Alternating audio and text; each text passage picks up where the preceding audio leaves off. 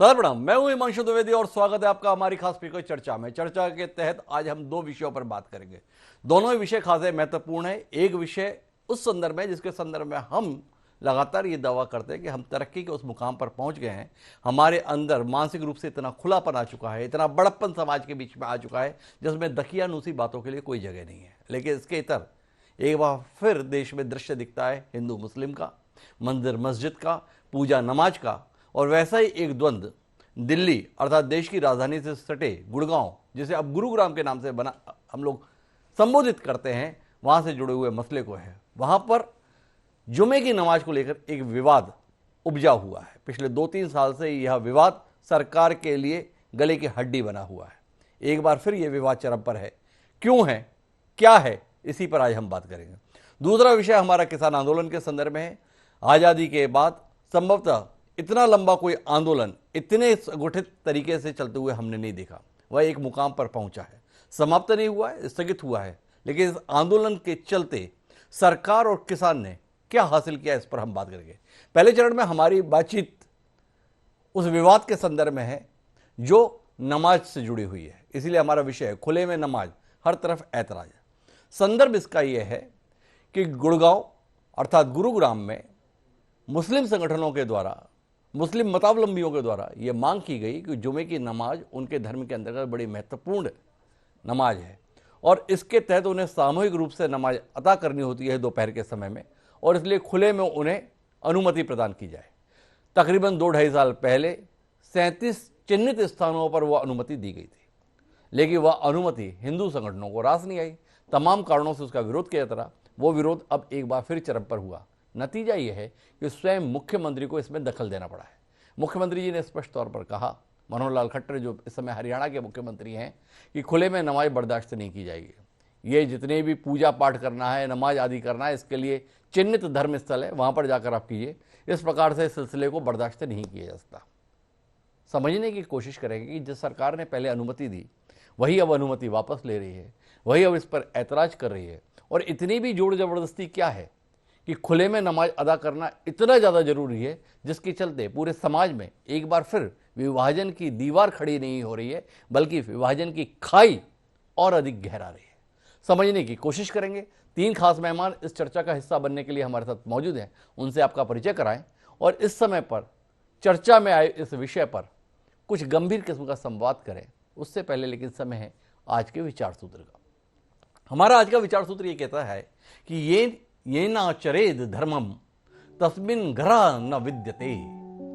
जिस जिस उपाय से धर्म का आचरण हो सके उसे करने में निंदा की बात नहीं है। वेद व्यास जी के द्वारा ये कहा गया था। लेकिन धर्म का आचरण करने के स्थान पर धर्म के माध्यम से समाज में एक विद्वेष का वातावरण बनना लगे तो उस पर विचार करने की जरूरत जरूर बनती है। इसी आलोक में हम अपनी इस चर्चा को आगे बढ़ाते हैं। हमारे साथ इस चर्चा का हिस्सा बनने के लिए भारतीय जनता पार्टी के वरिष्ठ नेता जवाहर यादव जी मौजूद हैं। हमारे साथ जमीर अहमद खान साहब मौजूद हैं, जो मुस्लिम धर्म विचारक हैं, अध्यक्ष हैं जामा मस्जिद कमेटी उन्नाव के, और कुछ ही देर में हमारे साथ में राहुल देव जी भी होंगे, जो इस विषय के साथ ये किन प्रकार से संबद्ध हो गए अपने ट्वीट के चलते, वह भी हमारे साथ जुड़ जाएंगे। लेकिन चर्चा की शुरुआत हम जवाहर यादव जी से करें, उससे पहले सुनते हैं हरियाणा के मुख्यमंत्री माननीय मनोहर लाल खट्टर जी का वो बयान जिसकी बुनियाद पर आज ये कार्यक्रम करने के लिए हम विवश हैं। सुनिए क्या कुछ कह रहे हैं खट्टर जी। कमिश्नर को भी कहा है कि इस विषय को रिजॉल्व करना है, और रिजॉल्व करने में हर कोई अपनी जगह पर, कोई नमाज पढ़ता है, कोई पाठ करता है, कोई पूजा तब्दीली करता है, उसमें हमें कोई दिक्कत नहीं है। और ये सारी चीज़ धार्मिक स्थल इसीलिए बने होते हैं कि वहाँ जाकर के करें। खुले में ऐसा कार्यक्रम नहीं होना चाहिए। ये नमाज पढ़ने की जो प्रथा यहाँ खुले में हुई है, ये कतई भी सहन नहीं की जाएगी।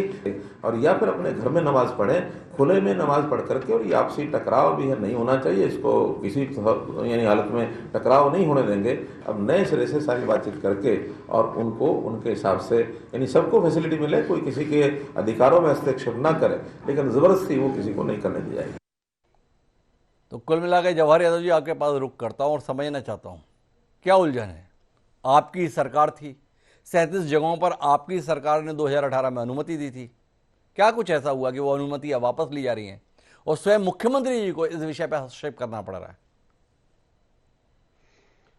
देखिए, मुझे लगता है कि किसी को भी, हर व्यक्ति को अपने अनुसार अपने धर्म का पालन करने का अधिकार है। मुख्यमंत्री ने भी ये कहा, और जब ये कहा तो दोनों तीनों सभी समाज के लिए कहा। जी। ये कहीं नहीं लिखा कि खुले में ही नमाज करनी चाहिए। इससे पहले जब कांग्रेस का कार्यकाल था, मनमोहन टू की दूसरी सरकार थी और हरियाणा में हुड्डा साहब की दूसरी सरकार थी, नेशनल हाईवे के पास राजीव चौक पर भी बड़ी मात्रा में खुले पे नमाज होती थी। कांग्रेस की ही सरकार में वहां प्रतिबंध लगा। जी। इन्हीं संगठनों ने जो आज आंदोलन कर रहे हैं, इन्होंने तब आंदोलन किया था और तभी वहां प्रतिबंध लगा। जी। तो ये केवल भारतीय जनता पार्टी की सरकार में किया, ऐसा नहीं है। हमारा कहना यह है कि हर जगह मस्जिद है, मस्जिद में नमाज पढ़िए। उसके अलावा ऐसा नहीं है कि हमारी सरकार कहीं मुस्लिम विरोधी है। वहां के मुस्लिम समाज ने यह कहा कि कुछ स्थान हमारे वक्फ बोर्ड के हैं जिस पर हमारा कब्जा नहीं है, या जहां अभी ऐसी सुविधा नहीं है हम नमाज पढ़ सके। हमने ये भी कहा कि जो आपका स्थान है वो भी खाली करा कर देंगे। अगर किसी का मान लीजिए कोई नाजायज कब्जा है और जी। वो वक्फ बोर्ड की जमीन है, तो मुस्लिम समाज वहां जाकर नमाज पढ़े। जी। तो ये सब चीजें की है कि किसी के कारण किसी को समस्या ना हो। मेरी धार्मिक आजादी जी। किसी और के लिए समस्या का कारण ना बने, केवल हमारा इतना कहना है। और उसके लिए मुस्लिम समाज तैयार है। उन्होंने कहा है कि हमारे स्थान हमें खाली करके दे दीजिए, जो हमारे स्थान है। या जी। बाकी हम शुरू करेंगे कि मस्जिद नमाज की पालियां भी पढ़े, केवल एक ही समय नमाज ना हो। उन्होंने नमाज के घंटे बढ़ा दिए हैं, 11 बजे, 12 बजे, ऐसा करके 1 बजे, जिससे अगर जगह कम भी है तो उसको पारियों में कर सके और सबको नमाज पढ़ने का जो उन्होंने अपना हक अदा करना है वो कर सके। परंतु मौलवी भी चाहते हैं गुड़गांव के, मैं बड़ा स्पष्ट रूप से कहना चाहता हूं, जी। वो भी चाहते हैं कि हम खुले में नमाज नहीं पढ़ना चाहते, हमारी मजबूरी है। तो उस मजबूरी को भी वो दूर करने में सरकार उनकी मदद करेगी। जी। दलीलें आप दे रहे हैं, लेकिन आपसे जानने में मेरी दिलचस्पी है, जैसे आपने कहीं छेड़ा नहीं, 37 स्थानों पर आपकी सरकार ने अनुमति दी, उनमें से कुछ जगहों पर अनुमति वापस ले ली गई है और स्वयं मुख्यमंत्री जी ने यह कहा है कि हम सारी अनुमतियों पर पुनर्विचार करेंगे। क्या ऐसे हालात बने हैं जिसके कारण से सरकार को अपने लिए गए फैसले की पुनर्समीक्षा की नौबत आ गई है? जब यहाँ के मुस्लिम समाज से हमारी बातचीत हुई थी, जो भी संगठन है आपस में, जी। उन्होंने कहा था कि धीरे धीरे हम इन स्थानों को खत्म करेंगे। जी। पहले ये 100 कुछ स्थानों पर होती थी, 80 के आसपास स्थान थे पहले वहां होती थी, वहां से 37 पर आए। उसके बाद अब अंत में ये निर्णय हुआ है कि 6 स्थान अभी फिलहाल हमें दे दीजिए। जी। तो ये जो स्थानों की संख्या है, ये भी वहां का मुस्लिम समाज सहमति से कर रहा है। वहां हिंदू मुस्लिम में कोई टकराव नहीं है। टकराव जो नजर आ रहा है वो कुछ लोगों को दिख रहा होगा, परंतु दोनों ही समुदाय, हिंदू माफ समुदाय, करिए जवाहर जी, कम से कम टकराव नहीं दिख रहा है, यह बात आप कैसे कह रहे हो? स्वयं मुख्यमंत्री को हस्तक्षेप करना पड़ रहा है, प्रदेश के मुख्यमंत्री हैं, कोई गुड़गांव के जिलाधीश का बयान नहीं है जो आपसे मैंने साझा किया है। तो इतना तो मानिए कि विषय है, इसीलिए तो बात करनी पड़ रही है। अरे मैं तो आपको कह रहा हूं कि धीरे धीरे ये संख्या कम करनी थी। मैंने तो उदाहरण दिखाया राजीव चौक का, कांग्रेस के समय में वहां नमाज मेरी याददाश्त में बंद हुई है जी। उस समय भी यही विरोध हुआ था। तो ये कहा गया कि जो सार्वजनिक स्थान है, अगर किसी अन्य व्यक्ति के लिए वहां बाधा बनती है तो ऐसे कार्यक्रम नहीं होंगे। तो जवाहर जी का कहना है कि हमको मुस्लिम विरोधी ना समझा जाए कि भाजपा मुस्लिम विरोधी है। कांग्रेस सरकार में भी ऐसे फैसले लिए गए हैं और हम भी उसी अनुसार फैसले ले रहे हैं। लेकिन मैं जमीर अहमद खान साहब के पास जाना चाहता हूं और उनसे बुनियादी तौर पर यह समझना चाहता हूं कि आखिर जुमे की नमाज को खुले में पढ़ने की नौबत क्यों आ रही है।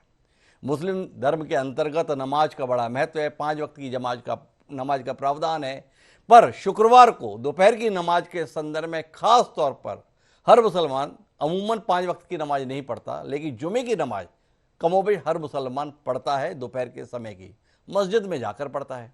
पर अब अचानक खुले में नमाज पढ़ने का नया सिलसिला, क्या ऐसी नौबत आ गई जमीर अहमद खान साहब? थोड़ा रोशनी मिलेगी।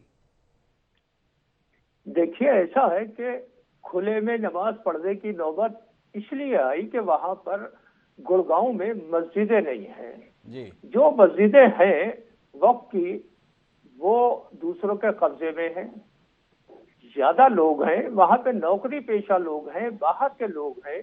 और जुमे के दिन चूंकि खुतबा भी होता है, खुतबा वो चीज है कि जो समझाया जाता है कि आपको किस रास्ते पे चलना है, नेक रास्ते पे चलना है, दूसरों की मदद करना है, समाज के काम आना है। ये जुमे की नमाज की अहमियत है। अब जब जगह नहीं है, कहीं पर मस्जिदें भी नहीं है, और मस्जिदें जो हैं, वक्त की जो ईदगाह है, ये सारी चीजें अरबों रुपए की संपत्ति वो कहीं पे भैंसे बंधी है, लोगों के कब्जे में है। लिहाजा अब मजबूरी यह है कि नमाज पढ़े तो कहाँ पढ़े। अच्छा, अगर खुले में नमाज पढ़ रहे हैं कहीं पर भी, हुकूमत ने अगर इजाजत दी है तो दूसरों को क्या परेशानी। ये तो एक शर पैदा करने की बात है। जब हम जल अभिषेक के लिए निकलते हैं तो उनके ऊपर तो फूल बरसाते हैं और हम रोड बंद कर देते हैं, ट्रेनें डाइवर्ट हो जाती हैं, ट्रैफिक डाइवर्ट हो जाता है और उनको सारी सहूलतें दी जाती हैं। लेकिन अगर कहीं पर किसी पार्क में, किसी मैदान में, किसी खुली जगह पर जब नमाज पढ़ने की जगह नहीं है, अगर नमाज पढ़ ली तो हमारे जो हिंदू भाई हैं, गैर मुस्लिम भाई है, उन्हें क्या परेशानी हो सकती है।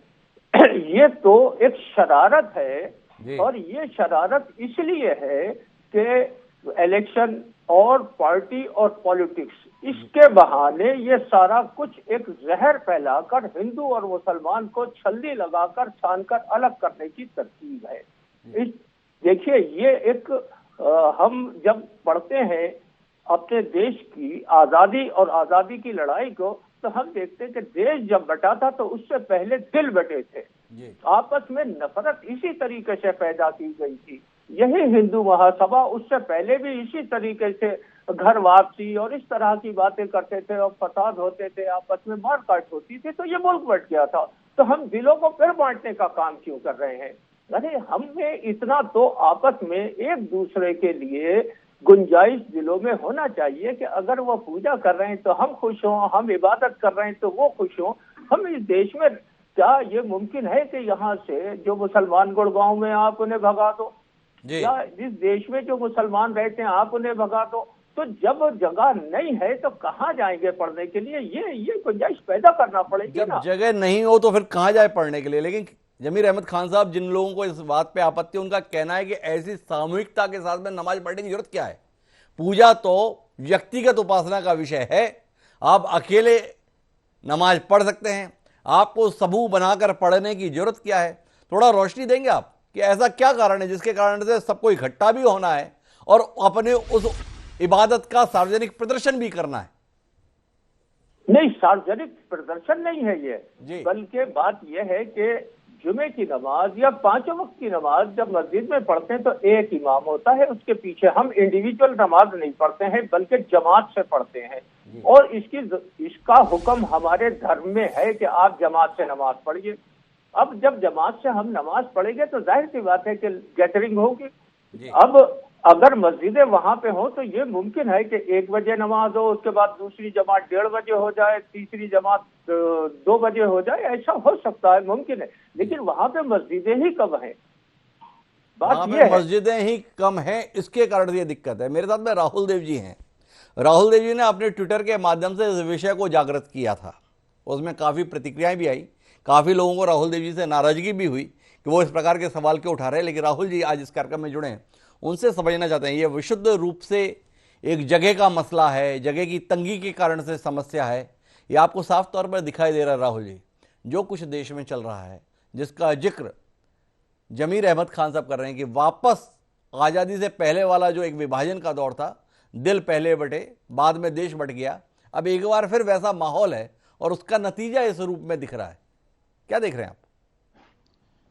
देखिए, ये जो गुड़गांव में हो रहा है, जिसको हम लोग मिलेनियम सिटी कहते हैं, सहस्त्राब्दी शहर, यानी जिसे परम आधुनिक होना चाहिए, लेकिन वो चमचमाता जरूर है, इमारतों में आधुनिक दिखता है, लेकिन इस पूरी घटनाक्रम ने साबित किया है कि वो कितना मैं कहूँगा मध्यकालीन सोच रखने वाले कुछ लोग यहाँ और संगठन यहाँ पर हैं। और मैं समझता हूँ कि गुड़गांव के लिए और हरियाणा के लिए भी जो हो रहा है यहाँ नमाज के विरोध के नाम पर, वो शर्मनाक है और इससे पूरे देश का और गुड़गांव का भी उसकी छवि को नुकसान हुआ है, बदनामी हुई है। ये निश्चित रूप से इसका जमीन से इससे कोई संबंध नहीं है कि कहीं पर यातायात रुक रहा है। मैंने भी ऐसे कुछ जुम्मे की नमाजें देखी हैं जो खुली जगहों पर गुड़गांव में होती रही हैं। अचानक मैं उस समय वहां से गुजर रहा था और मैंने रुक कर देखा कि क्या हो रहा था।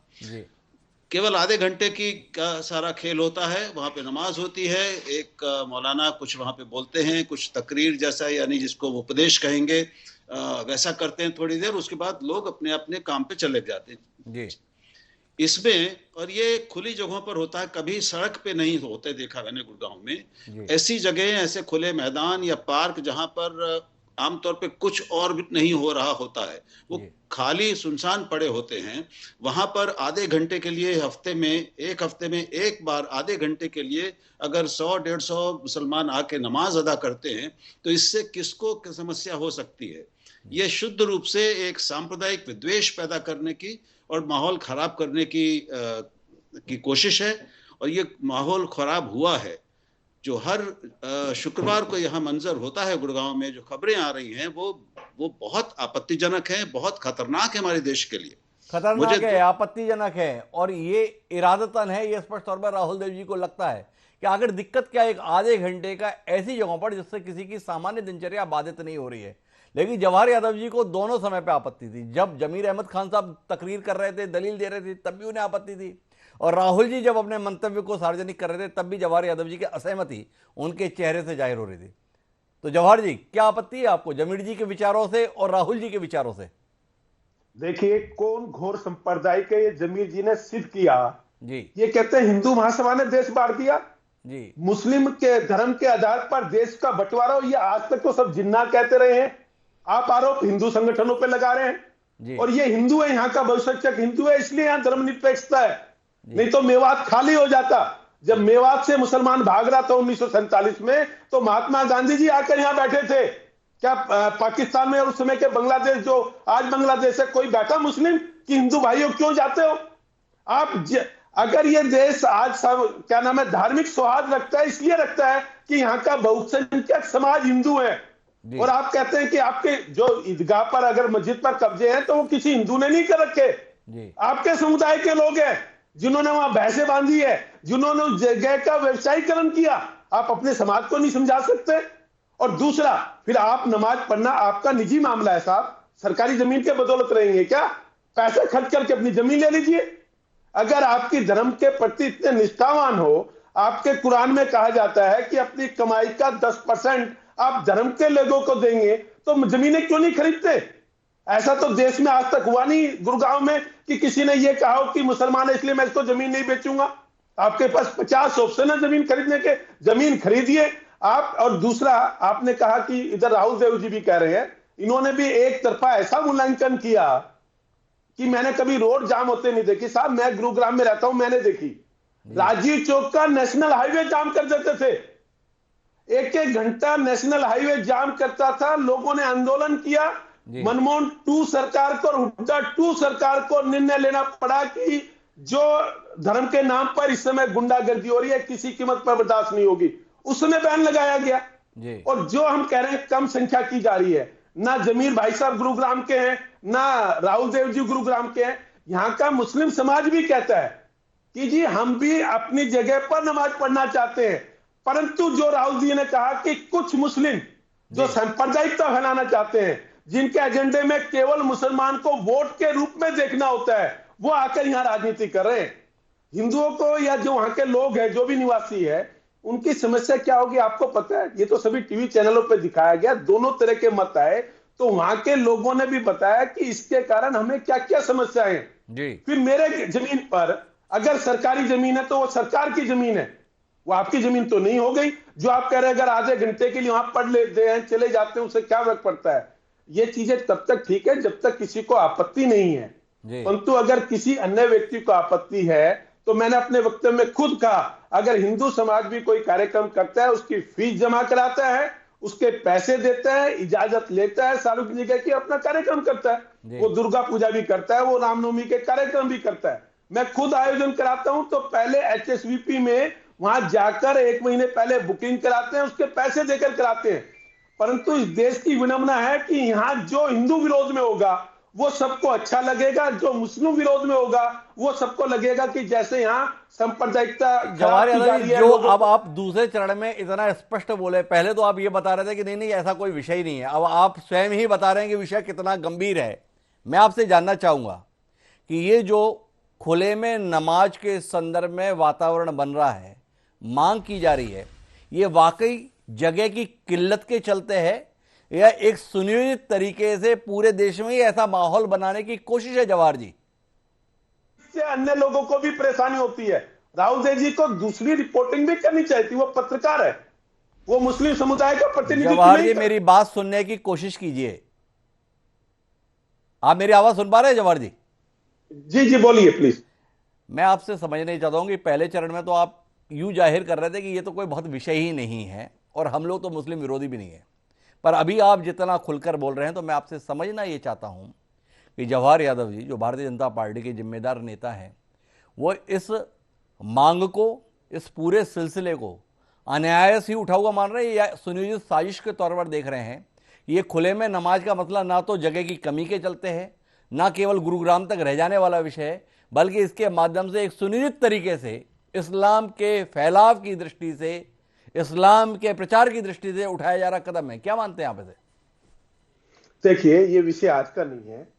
2010 से लगातार आंदोलन हुए गुरुग्राम में जी। हमारी सरकार तो 2014 में आई है जी। अपनी आंखों के सामने पिछली सरकारों में मैंने राजू चौक पे बंद होके देखी, मेरा घर पालम विहार में यहां पर होती थी, वहां बंद होते हुए देखी। तो मुझे लगता है कि जो मेरे दो मित्र बैठे उनको अपना नजरिया ठीक करना पड़ेगा। फिर कह रहा हूं, हमारी सरकार किसी के विरोधी नहीं है जी। हम चाहते हैं कि हर एक मुस्लिम, अगर उसकी धार्मिक आजादी यह है कि उसको नमाज पढ़नी चाहिए शुक्रवार को, वो बिल्कुल पढ़े जी। उससे किसी तरह का विरोध नहीं है। मुख्यमंत्री ने अपने वक्तव्य में कहा, परंतु खुले में जब तक दोनों समाज मिलकर उस चीज को चला रहे थे, और जो हमारा 2018 में दोनों समुदाय मिलकर बैठे थे, उसमें यह तय हुआ था कि धीरे धीरे ये संख्या समाप्त होगी, मुस्लिम समाज अपनी जगह खरीदेगा। 2018 से लेकर 2022 आने वाला है, कितनी जमीनें खरीदी, कितनी इन्होंने अपनी मस्जिदें बनाई, कितनी ईदगाह बनाई, ये मेरी जिम्मेवारी नहीं है। ये इन्होंने कहा था हम अपनी व्यवस्था करेंगे। जिस पर अवैध कब्जे हैं, कितनी इन्होंने खाली कराई, कितना उन्होंने प्रशासन को लिखकर दिया कि ये इलीगल कब्जे हैं और इसमें प्रशासन मदद करे जी। आप अपने को ठीक करेंगे नहीं, और जिन लोगों को तकलीफ हो रही है वो अपनी आपत्ति जताएंगे तो उनको आप सांप्रदायिक कह देंगे। जवाहर यादव जी बड़े कमाल की बात कह रहे हैं। उनका कहना है कि एक तो मुस्लिम समाज को अपनी जमीन खुद खरीदनी चाहिए, अपनी व्यवस्था करनी चाहिए, हमारे ऊपर क्यों चढ़ाई कर रहे हैं। दूसरा, अवैध कब्जे उन्हें खाली कराने चाहिए। हालांकि जवाहर यादव जी से यह सवाल कोई भी पूछ सकता है कि आपकी इतनी मजबूत सरकार है, इतनी दमदार सरकार है, इतनी संवेदनशील सरकार है, और अवैध कब्जे खाली कराने के लिए आपकी अपेक्षा जमीर अहमद खान साहब से है, ये थोड़ा अचंभित करने वाला है। लेकिन फिर भी खान साहब आपके पास में आता हूँ और जानना चाहता हूँ, क्या आपके समाज के पास में, क्या आपके धर्मावलंबियों के पास में अपनी व्यवस्था करने की दमखम नहीं बची? जवाहर जी को इस बात में बड़ा ऐतराज है, क्यों नहीं ज़मीनें खरीदते, क्यों नहीं अपनी मस्जिदें बनाते, क्यों नहीं अपनी इबादत के स्थान आप तैयार करते? क्या कहना है आपका? बस की नहीं रही? ये जवाहर जी के बड़े अदब से मैं कहना चाहता हूँ जी कि जिन मस्जिदों को, ईदगाहों को, धार्मिक स्थलों को ये खाली कराने की बात कर रहे हैं, कह रहे हैं मुस्लिमों के कब्जे में है। वक्फ बोर्ड जो है वो हरियाणा वक्फ बोर्ड है, जो हरियाणा गवर्नमेंट के चार्ज में है। उसका एक वक्फ बोर्ड का अध्यक्ष भी होता है और उसका एक बाइलाज है, उसका एक कानून है। लिहाजा जो वक्फ की जगह है वो सारी अरबों रुपए की संपत्ति है, वो सरकार की है ना, और सरकार उसे खाली करा सकती है। वो गैर मुस्लिमों के कब्जे में है। ये कह रहे कि मुसलमानों ने कब्जा कर रखा है, ऐसा बिल्कुल नहीं है। ये जरा सर्वे कराएं, मेरा दावा है ये, क्योंकि हमने पढ़ा है, उसके अंदर सर्वे भी हुआ है, और वो सब गैर मुस्लिमों के कब्जे में। खाली कराने की जिम्मेदारी किसकी? सरकार की, क्योंकि वक्फ बोर्ड सरकार के अधीन है ना, और सरकार ही वक्फ बोर्ड का इंतजाम करती है, उसी के नॉमिनेटेड सदस्य होते हैं। लिहाजा ये तो एक बड़े जुल्म और ज्यादती की बात है कि आप पूरा इल्जाम सिर्फ मुसलमानों को दे दे कि वो इंतजाम नहीं कर रहे। अरे हमारे तो पुरखे इंतजाम करके गए थे। उसका जो वक्फ की जगह है वो वक्फ की गई थी इन्हीं धार्मिक कार्यों के लिए, और उनके ऊपर भी कब्जा हो गया। हम पंजाब भी जाके घूमे हैं, देहातों के अंदर बड़ी शानदार मस्जिदें हैं, लेकिन वो कब्जे में है। उसके अंदर बंधे हुए जानवर भी बंधे हैं, घर भी बना लिए गए हैं, लोग रह रहे हैं उनके अंदर, क्योंकि वहां मुस्लिम आबादी नहीं है। इसलिए मैं बीच में रोकना चाहता हूं। आपने कहा कि हमारे पुरखे तो इंतजाम करके गए थे, पर आपकी वर्तमान पीढ़ी की बस की नहीं है क्या? जवाहर यादव जी कह रहे हैं नई मस्जिदें बनाइए, जमीनें खरीदिए, नई मस्जिदें बनाइए। नहीं है इंतजाम आपके पास में अपना कर लेने का? नहीं, बिल्कुल है। लेकिन जब एक मौजूद है इंतजाम, जब अरबों रुपए की संपत्ति पड़ी हुई है, अरबों रुपए की जमीनें पड़ी हुई है, तो ये किसकी जिम्मेदारी है कि उसे खाली कराए और जगह उपलब्ध कराए? ये तो सरकार की जिम्मेदारी है ना, सरकार के ही तो अधीन ये सब कुछ है। लिहाजा ये इल्जाम देना कि मुसलमान इंतजाम नहीं कर रहे हैं, देखिए ये मसला है ही नहीं जी। मसला खाली एक ही है और वो है शर पैदा करना, आपस में ना इत्तेफाकी पैदा करना। आपस में ना इत्तेफाकी पैदा करना, यही मकसद है, ये कहना है जमीर अहमद खान साहब का।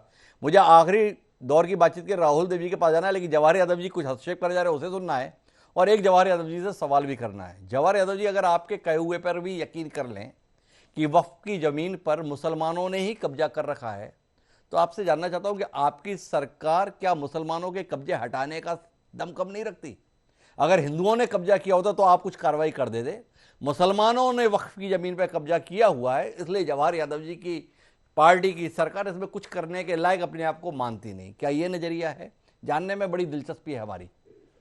हाँ, वक्फ बोर्ड की जमीन का संचालन मुस्लिम समाज करता है, उनके अध्यक्ष भी होते हैं, मेंबर भी होते हैं। अधिकतर जो बिल्कुल खाली है, जहां कोई होता नहीं, वहां तो खाली ही पड़ी है मस्जिदें, कोई नहीं रहता, उसमें कोई नमाज पढ़ने भी नहीं आता। दूसरा, जहां प्राइम लोकेशन की जमीनें, दुकानें मैंने निकाल दी क्या वहां पर जी? आपने मस्जिद को छोटा कर दिया, वहां का व्यवसायीकरण कर दिया।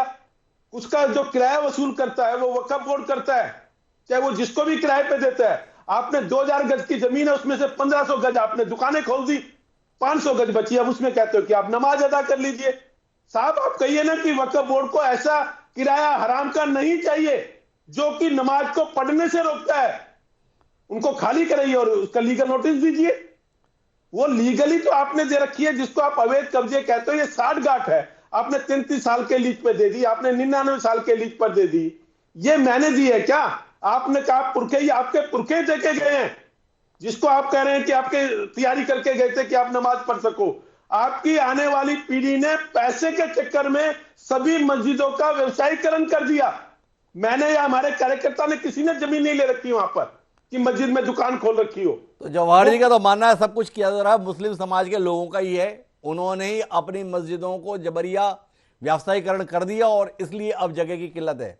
राहुल जी, आप इत्तिफाक रख रहे हैं जवाहर यादव जी की दलीलों से, या जमीर अहमद खान साहब जितने इनोसेंटली बता रहे हैं कि सब कुछ गलती अगर है तो सरकार की है, बाकी उनके समाज की या उनके लोगों की तो इसके अंदर कोई भूमिका है ही नहीं? देखिए, मैंने ना तो कोई यहाँ मस्जिदों का हरियाणा या गुड़गांव में उनका कोई सर्वेक्षण किया है, ना वक्फ बोर्ड की संपत्तियों का कोई सर्वेक्षण किया है, उस पर मैं कोई टिप्पणी नहीं करूंगा। ये वक्फ बोर्ड, मुसलमान समाज और सरकार के बीच का मामला है, ये कानूनी मामले हैं, मैं इसमें नहीं जाता। मैं एक सीधी बहुत सामान्य बात करता हूं, जो सामान्य मनुष्य व्यवहार के नियम हैं, सह अस्तित्व के जो नियम हैं कि हम एक दूसरे की जरूरतों का ख्याल करते हैं, उसमें ज्यादा अड़ंगेबाजी नहीं करते।